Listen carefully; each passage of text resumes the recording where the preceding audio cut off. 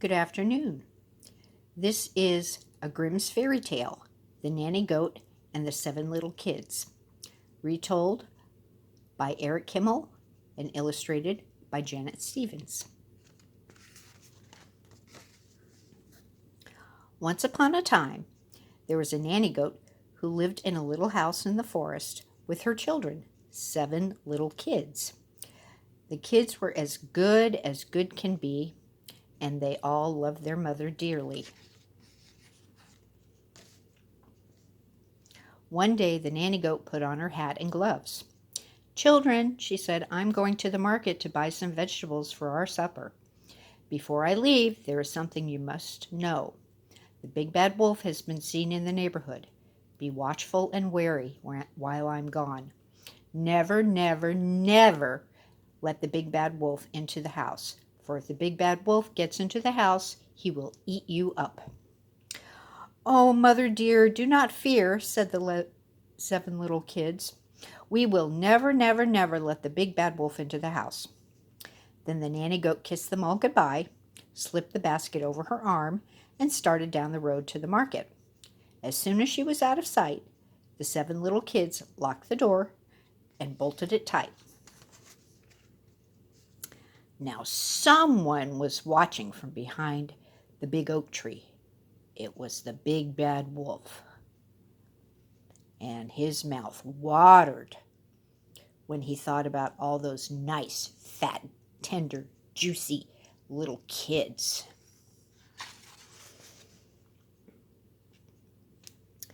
The moment the nanny goat was out of sight, he ran up to the house and pounded on the door. "Who's there?" cried the 7 little kids. "It is I, your mother," the big bad wolf said in his rough, harsh voice. "Open the door and let me in." The 7 little kids laughed. "You're not our mother. Our mother has a soft, sweet voice, not a rough, harsh voice like yours. You're the big bad wolf, and we're not going to let you in the house." "Curses!"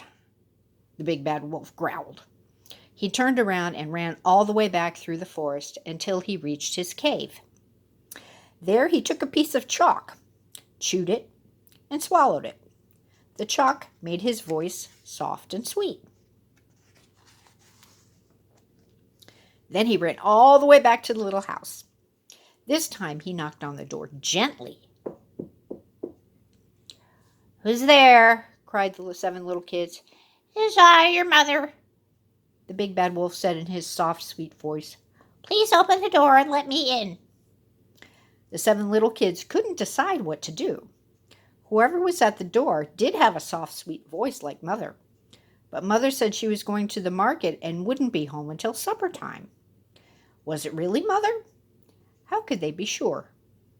The oldest little kid had an idea. "Come over to the window and show us your feet," she said. The big bad wolf came to the window and held up his horrible, hairy feet.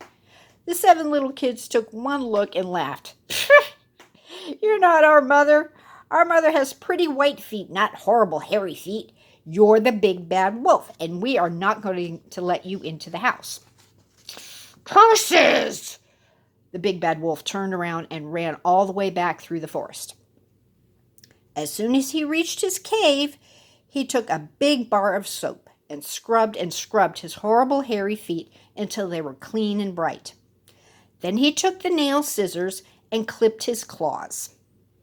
When he was done, he dropped his feet into a barrel of flour, right up to his knees, to make them pretty and white and soft.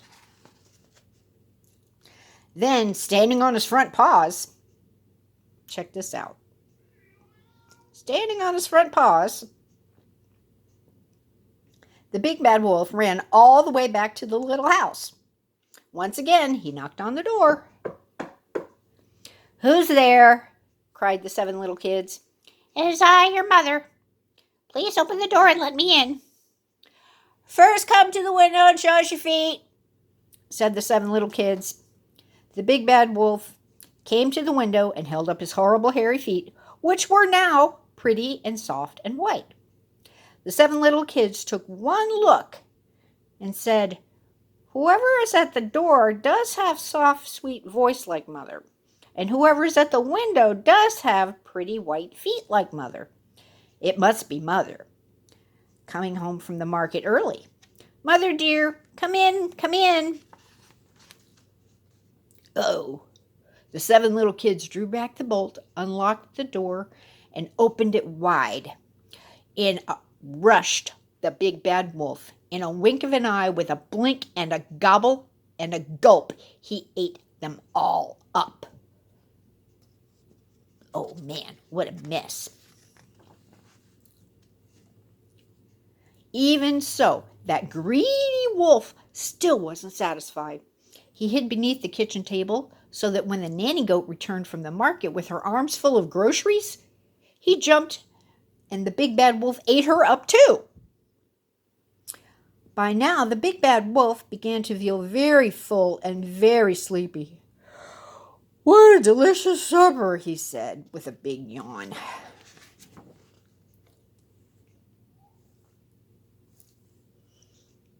He started home through the forest, but he only got as far as the rushing stream.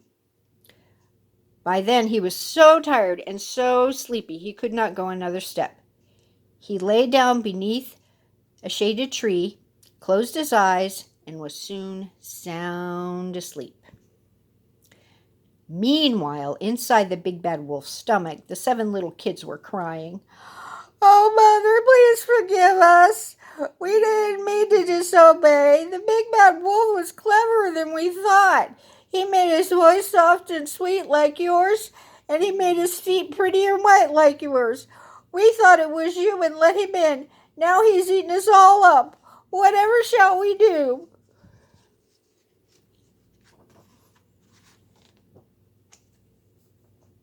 Hush, children. Do not fear. Dry your eyes, the nanny goat said. All is not lost. The big bad wolf is not half as clever as he thinks. She reached into her apron and took out her sewing scissors, the ones with the sharp points. With these, she made a tiny hole in the big bad wolf's stomach, just big enough for the littlest kid to jump through.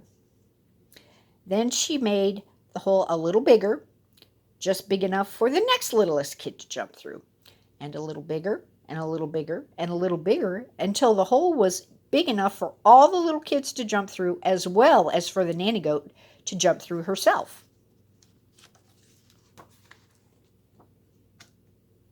When that was done, the nanny goat gathered all the children around her and said, I want you each to get a fine stone as big as yourself and bring it here. The 7 little kids hurried around to find stones as big as themselves, while the nanny goat found a stone as big as she. One by one, the nanny goat took the stones and put them inside the wolf's stomach. With her needle and thread, she sewed up the stomach with a seam so fine the wolf would never know he had been cut open. Then the nanny goat and the little kids ran all the way back to their little house, locked the door, and bolted it shut. An hour later, the big bad wolf woke up. Ugh, I don't feel so good. It feels like I ate a big bunch of 8 stones instead of 8 juicy goats. I feel terrible. What can I do? Then he thought, perhaps a cool drink of water will settle my stomach. The big bad wolf tottered over to the stream. He bent down to drink, but just then the stones shifted in his stomach. With a great splash, the big bad wolf fell into the rushing stream. The heavy stones carried him to the very bottom. He must have liked it down there, because he never came back.